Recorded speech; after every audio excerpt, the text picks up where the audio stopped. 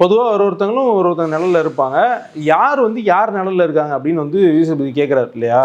அதுக்கு முன்னாடி வந்து இந்த விஷயம் இருக்குது, அதையும் சொல்லிவிடுவோம். என்ன அப்படின்னா, இவங்க வினோத்தும் வாட்டர்மெலன் ஸ்டாரும் பேசினாங்கல்ல, அதெல்லாம் அவர் கண்டிச்சாரு. நம்ம பேசும்போதும் சரி, நடுவில் வலிது நம்மளுடைய வலிது பேசினோம், நானும் அவரும் பேசினோம். அப்பயும் சரி சில விஷயங்கள் நாங்கள் டிஸ்கஸ் பண்ணோம். என்ன அப்படின்னா, இந்த பிக் பாஸ் ஹவுஸில் ரொம்ப சகஜமாக நம்ம திவாகர்லாம் பயன்படுத்துகிற வார்த்தை தகுதி, அவன் பேக்ரவுண்டு, தகுதி தராதரம், அவன் பேக்ரவுண்டு, அவன் எங்கேருந்து வரான். அப்புறம் நம்ம இவரும் அவர் பேர் என்ன, கம்ருதீன் வந்து என்ன அப்படின்னா, உன் பேக்ரவுண்டை காட்டுது, நீ எங்கே இருந்தாலும் சுபிக்ஷா பஸ் சொல்கிறாப்புல.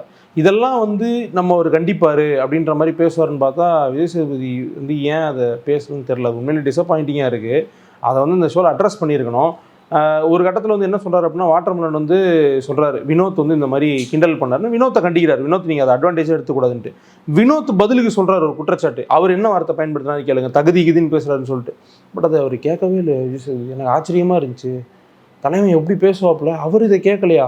தகுதி தராதரன்ற வார்த்தையை பற்றி அவர் பேசவே இல்லையா? 2 பேரும் இன்னும் இப்படி பண்ணாதீங்கன்னு விட்டார். நாட்டாம வந்து பஞ்சாயத்து கொடுப்பாங்கல்ல, எவன் இந்த பொண்ணை கெடுத்தானே அவனே கட்டிக்கடா, அந்த மாதிரி ஒரு தீர்ப்பாக இருந்துச்சு.